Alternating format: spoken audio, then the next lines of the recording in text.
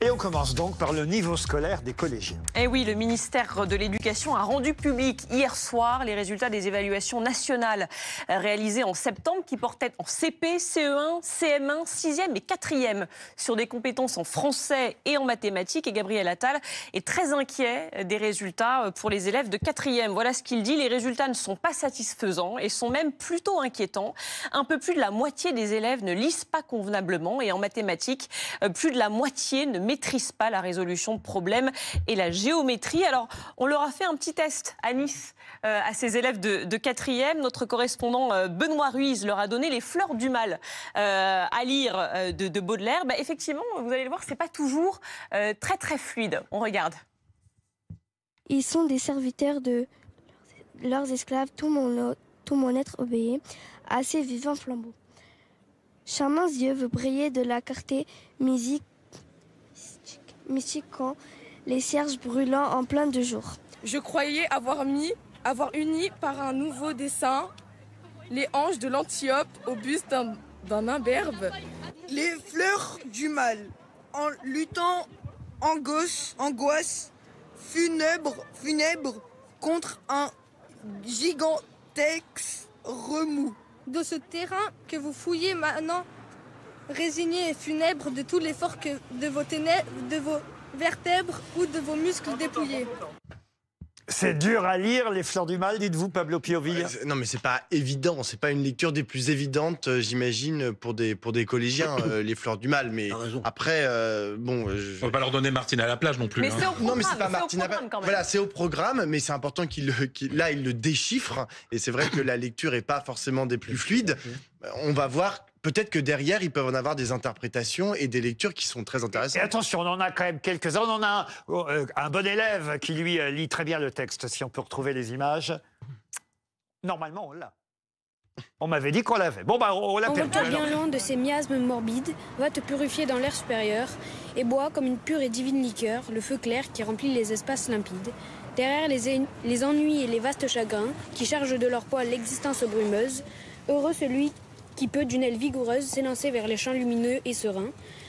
Celui dont les pensées comme des alouettes vers les cieux le matin prennent un libre essor, qui plane sur la vie et comprend sans effort le langage des fleurs et des choses muettes. On a laissé un morceau de son visage parce que lui, il méritait quand même qu'on sache qui il était. Vous êtes d'accord avec ce que vient de dire Pablo Piovilla? Je m'adresse à vous d'abord, monsieur Bentoli, la professeure de linguistique. C'est parce qu'on a été dur avec eux, là? Oui. J'aurais préféré que vous leur proposiez une histoire, un récit. Là, véritablement, on avait des enfants qui n'avaient jamais lu de poésie et qui, évidemment, se trouvaient en grande difficulté. Cela étant, c'est vrai qu'ils piochaient beaucoup, y compris dans la simple capacité à déchiffrer les mots les uns après les autres. Ce sont des collégiens quand même, hein. Il y a des collégiens qui n'ont pas eu de poésie, moi ça me fait peur. Bah oui, je voudrais pas parler comme un vieux con, mais moi 5-6 ans, c'est bien parti pour. C'est bien parti pour. Enfin 6-7 ans dans la petite école du Pas-de-Calais où j'étais, on apprenait des poèmes déjà. Elle avait pris suppli de Victor Hugo, on avait 7 ans. Hein, là, on est devant un texte qui est un texte où on ne veut pas chercher du sens, on va chercher des images étranges, des sensations. Et vous voyez bien que le déchiffrage des mots est quand même très compliqué. Mais il faut rajouter à ça aussi qu'il y a quand même une caméra de BFM TV qui arrive avec un micro. Oui, c'est impressionnant. J'imagine le stress. Voilà, un peu comme quand on passe au tableau. Henri Guénaud, qu'est-ce que vous en pensez? On aurait dû leur donner du Victor Hugo, vous allez me dire, évidemment. Oui, par exemple, mais ils avaient quel âge? En quatrième. Non, mais donc, en quatrième, on avait lu dans le temps, et on devrait avoir lu de la poésie, et même quelques poèmes des Fleurs du Mal, même si c'est vrai que c'est compliqué en termes de sens, mais là, c'est le déchiffrage. Non seulement le déchiffrage très difficile, mais en plus, il y a aucun effort pour essayer de donner un tout petit peu de ton à sa lecture. Et voilà, il y a le déchiffrage, je reconnais que c'est difficile, le déchiffrage du sens des Fleurs du Mal, mais on est en quatrième. Il y a la lecture, vous avez raison, et l'oralité. Ça, je sais que ça vous est cher. Cela étant, votre petite expérience, qui vaut ce qu'elle vaut, a l'intérêt de poser la question de la compréhension. Parce que entre déchiffrage et compréhension, il y a une immense différence. Ce que nous montrent les enquêtes Pearls et les autres, c'est que nos élèves, nos collégiens ne comprennent pas ce qu'ils lisent. Ils ne les comprennent pas. Pour bien lire un mot, encore faut-il le connaître ou le comprendre. Le mot, la phrase, le texte lui-même, si vous voulez, déchiffrer n'est pas comprendre. Malgré Blanche, les rideaux, tout blanche. tout ce que certains vont pouvoir nous dire, et notamment les Je neurosciences. me permets de réagir, Blanche. pardon, à ce que vous avez mentionné, l'enquête Pearls, et effectivement c'est très intéressant. Donc c'est une enquête internationale qui est menée dans plusieurs pays et qui permet effectivement en classe de CE1 pour la France d'examiner le niveau des élèves sur la compréhension. Et dans mon souvenir, en mai 2023, quand les chiffres de 2021 sont sortis, on s'en est tous réjouis, parce qu'au niveau européen notamment, on était le seul pays qui, après le Covid et des années très difficiles, n'avait pas régressé. Alors, je ne veux pas du tout nier ce qui vient d'être dit et les grandes difficultés qu'on rencontre.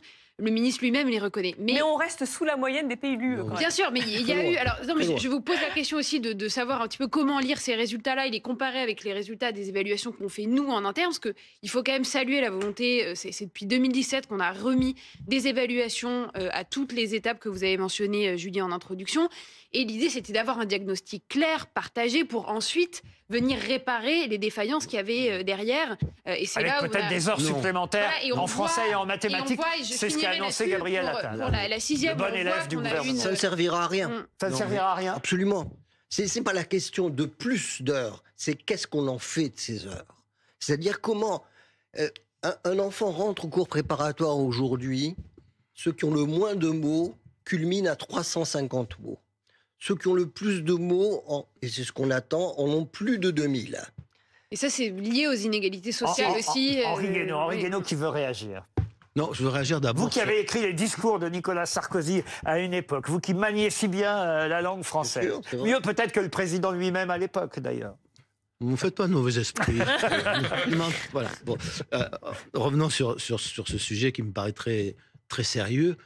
D'abord, moi, pardon, mais les enquêtes d'évaluation, j'en ai assez, c'est-à-dire qu'avant, il n'y avait pas d'enquête d'évaluation. Le rôle des professeurs, c'était d'évaluer les élèves. Maintenant, c'est plus le rôle du professeur, c'est le rôle de ces enquêtes où on met des croix en face de compétences, en face de... Enfin, tout ça devient absurde. Pardon, c'est pas comme ça qu'on va... Il faut attendre les enquêtes pour savoir que l'école s'effondre, pour savoir que le niveau s'effondre. Allez faire passer des concours administratifs, allez faire des jurys, et vous allez voir le résultat. Allez interroger des professeurs qui, même avec en quatrième ou en troisième, avec des poèmes ou des textes tout simples, sont obligés de faire de l'alphabétisation. Alors la première question, c'est que fait-on de l'école primaire? Comment se fait-il qu'en entrant au collège, tant d'élèves ne savent ni lire, ni écrire, ni compter? Et normalement, on n'apprend pas que ça à l'école primaire. Donc on n'apprend même plus ça. Bon, que je ne parle pas de l'histoire, je ne parle pas des sciences naturelles, je ne parle pas... Bref, il y a quand même quelque chose d'effarant. Alors on me dit toujours, oui, mais les populations ont changé, les temps ont changé, mais quand même, quoi... Est-ce que les écrans ont un rôle à jouer là-dedans? Ça fait partie aussi de ce que dit Gabriel Attal, qui lie les problèmes qu'on rencontrait en CP, notamment aux écrans, avec ce chiffre. Les écrans. Entre 1 et 6 ans, les élèves restent en moyenne 832 heures par an devant les écrans, quasiment le temps qu'ils passent à l'école. Mais alors le plus extravagant, c'est qu'on vous dit les écrans, les profs vous le disent, mais dès qu'ils peuvent, ils disent aux élèves, allez chercher sur Internet. On fait même aujourd'hui des contrôles de connaissances avec le portable. À l'école, enfin au lycée, au collège, il y a un moment où vous pensez que c'est aussi le problème, les écrans, les smartphones? Oui, les écrans, évidemment, le temps trop long passé devant un écran nuit évidemment à la fois la langue orale et la langue écrite. C'est très clair. Hein. Il suffit d'aller voir, de lire les livres de Michel Desmurger qui nous montrent de façon évidente à quel point aujourd'hui les écrans tuent la lecture et l'écriture. Oui. Ça, c'est très clair. Ils ne lisent plus, donc... Cela étant, la question fondamentale, c'est quand même la formation des maîtres. Quand vous vous rendez compte que dans les INSPE, puisque ça s'appelle INSPE après s'être appelé UFM, etc., on a une petite dizaine d'heures consacrées à la question de l'apprentissage de la lecture, ne vous étonnez pas que les maîtres ne sachent pas apprendre à lire et à écrire c'est à leurs le élèves. c'est vrai que c'est au CP que tout démarre. Oui. Moi, je voudrais Avant me même le rappeler pardon, mon institutrice qui s'appelait Mademoiselle Jacques, grâce à qui je ne vais pas lire tout le poème de Victor Hugo et vous allez comprendre, Henri Guénaud, lequel j'ai choisi. Sonnez, sonnez, toujours clairon de la pensée. Quand Josué rêveur, la tête aux cieux dressée, suivi des siens, marchait et prophète irrité, sonnait de la trompette autour de la cité. Au premier tour qu'il fit, le roi se mit à rire. Au second tour, riant toujours, il lui fit dire « Crois-tu donc renverser ma ville avec du vent ?» Et la dernière phrase de ce poème, hein, parce qu'on est sur BFM TV, je ne vais pas faire tout le poème en entier, mais la dernière phrase, c'est « À la 7e fois, les murailles tombèrent ». Est-ce que justement, parmi ces murailles de la civilisation, il y a aussi l'éducation ? Mais évidemment, il y a l'éducation. Alors, l'éducation n'est pas une garantie suffisante pour empêcher, à coup sûr, la sauvagerie de l'homme de ressortir, la barbarie de s'imposer. Après tout, l'Allemagne, dans les années 30, était un des pays les plus éduqués. Ça n'a pas empêché la barbarie. Mais quand même, c'est d'abord une digue contre la violence de l'homme et contre sa sauvagerie, et c'est aussi une possibilité pour l'homme de s'élever, de s'accomplir, de vivre en société. De s'émanciper. C'est quand même De extraordinaire. communiquer. Oui, mais parce que le problème aujourd'hui, on parle d'une société où les gens n'arrivent plus à se parler. Mais non, ils n'ont parce plus- qu'ils n'ont plus les outils, ils n'ont plus les mots. Voilà. Et à partir et c'est dans la nuance qu'on se rapproche. C'est grâce Mais à oui, les mais nuances qu'on se comment- comprend. Et comme Monsieur Bentolia disait, les gens ne comprennent plus le sens des mots. Les beaucoup n'ont plus d'enfants, le sens et des donc mots. ils ne s'expriment plus que par des mots Ils n'ont plus- qu'ils ne maîtrisent pas. Oui. Et donc il y a des Et vous savez, Oui, ils n'ont plus de vocabulaire commun. Voilà. Ils n'ont plus Aussi. d'imaginaire commun, et donc ils ne peuvent plus communiquer. Et donc ça laisse la place à la violence. hein, Si, c'est pas- ils peuvent communiquer à condition qu'ils soient des clones. Oui, mais c'est ça, Dès ils peuvent l'instant communiquer où dans la leur... distance Mais- est trop importante, où la différence Oui, est c'est- importante, à ce moment-là, Par les trucs- en la fait- langue exsangue, Oui. faible, empêche Alors, toute communication Mais c'est sur les pacifique. clans. oui, Ce enfin, sont c'est les la clans. société des tribus. Pacifique. Ouais, exactement. On va voir si vous avez le niveau 4e les uns et les autres. Vous êtes d'accord, Julie Hamet? Allez. On fait rentrer Et Thomas j'ai Joubert. j'ai peur que ce soit gênant pour nous. On va voir. Thomas Mais il faut que ce soit la fin de cette émission. C'est ça. qu'on On s'est va dit, voir si on a le niveau Ils sont pas au 4e. niveau, ces deux-là. Non, mais c'est... On a effectivement On peut jouer à ça, récupéré les questions posées en 4e à l'occasion de cette évaluation réalisée en septembre. Commençons par un petit problème de calcul mental. Les questions s'affichent sur ce grand tableau. 12 x 7 plus 12 x 3. Alors, comme pour les élèves de 4e, vous avez le droit à 4 propositions. 120, 240, 36, Oui, ça, c'est- 84. 120. 120, effectivement. Ouais, c'est on est la bon. fameuse règle de la Je multiplication. vous jure qu'on qui- nous a pas donné les résultats avant. hein. Ça, je l'assure également. La multiplication donc est prioritaire sur l'addition. Il faut faire donc 12 x 7 d'abord, puis 12 x 3, Donc, il y a pas ce de qui nous donne un parenthèse. total de 120. On va rester dans des questions faciles quand même pour Merci commencer. Laurent Romeshko. Exercice de fraction, on est un petit peu dans les chiffres et les lettres, c'est pas faux.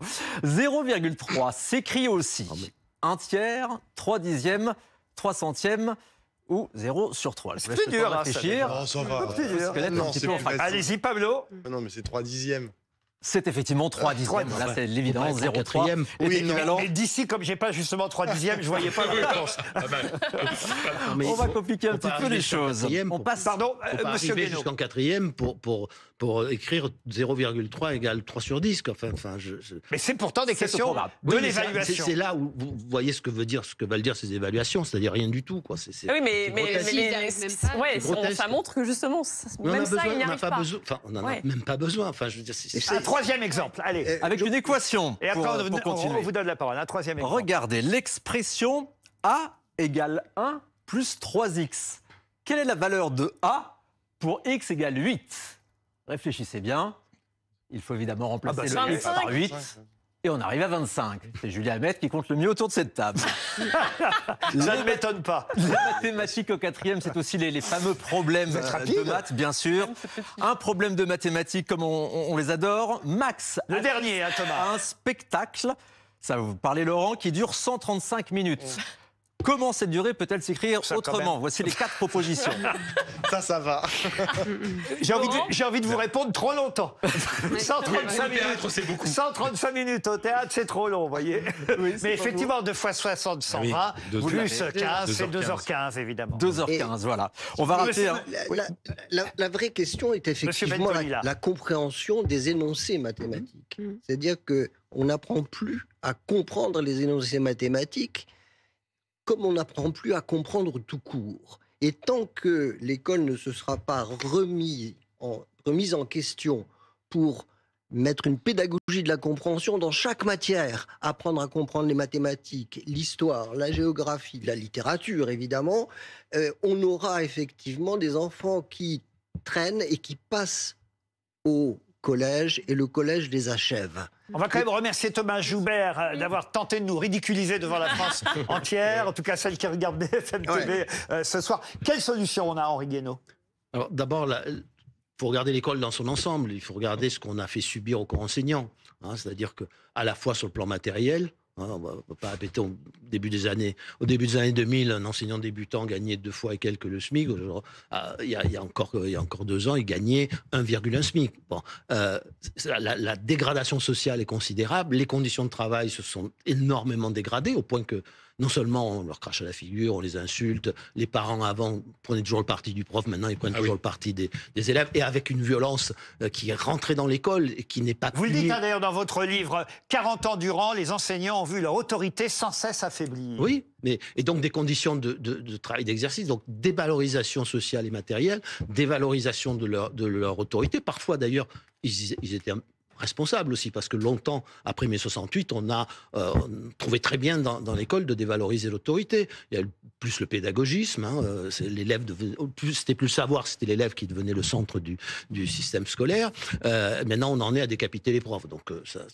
Je ne suis pas sûr que le continuum ou le lien soit si évident que ça entre mai 68 et décapiter les professeurs. Je parle de la dégradation des... Ou le pédagogisme. Mais non, mais l'idéologie, l'entrée de l'idéologie à l'école a été catastrophique. Je mets tout en vrac parce qu'on n'a pas le temps. C'est pour dire qu'il y a énormément de choses qui ont contribué à l'effondrement de l'école, plus les réformes successives qui n'ont jamais rien arrangé, au contraire, ont tout dégradé, jusqu'à la réforme du bac d'il y a quelques années. Ne pensez-vous pas que l'égalitarisme a détruit l'école de la République? C'est même pas l'égalitarisme, c'est qu'on a abandonné tout simplement l'exigence d'excellence. Mais pour cela, parce qu'on voulait que tout le monde soit... l'exigence d'excellence. Ce qui a changé, l'exigence d'excellence, elle profitait aux plus modestes. Alors, on lève le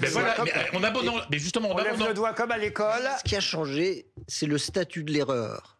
À partir du moment où l'erreur est devenue non plus quelque chose, une insuffisance qu'il fallait combler, quelque chose qu'il fallait surmonter pour devenir une marque identitaire, à partir de ce moment-là, on s'est résigné. On s'est résigné en disant... C'est normal que tu fasses des erreurs puisque tu n'es pas comme les autres. Et ça, si vous voulez, c'est le contraire de l'école de la République. L'école de la République, c'est pas ça. Blanche Léridan, une minute. Pour revenir sur les solutions, parce que c'était la question que vous évoquiez avec M. Guénaud, vous posiez, vous, la question tout à l'heure, que fait-on à l'école primaire? Eh bien, il faut continuer à mettre absolument le paquet sur l'école primaire, ce qui doit être l'absolue priorité, puisqu'on sait que tout ce qui n'est pas fait à l'école primaire, on n'arrivera pas à le rattraper au collège et au lycée. Bien sûr. Et donc, il y a quand même le dédoublement des classes de CP, de CE1 et de grande section. Bien sûr. Et dans à les petites l'école classes, même maternelle. avant le CP. Et ça, c'est un investissement qui est absolument... Ce qu'a fait Blanquer était très bien à ce niveau-là. Et voilà, donc sur le dédoublement des classes, les élèves de 4e qui ratent tous, c'est le résultat de Blanquer. C'est les élèves de 6e qui réussissent. C'est la génération les sixièmes qui réussissent particulièrement bien. Donc il y a du progrès quelque part. Ceux qui ont bénéficié. Un peu d'optimisme. Et Gabriel Attal promet, j'ajoute juste cette information, des mesures fortes qu'il proposera à partir du mois de décembre. Il dit qu'il faut par exemple des groupes de niveau en français et en mathématiques.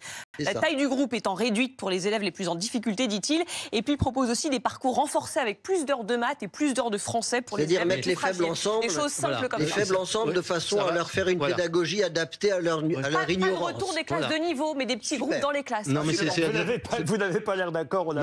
C'est le contraire de ce qu'il faut. C'est effectivement le contraire de ce qu'il faut faire. Et puis, c'est quand même extraordinaire de s'en tenir à ce.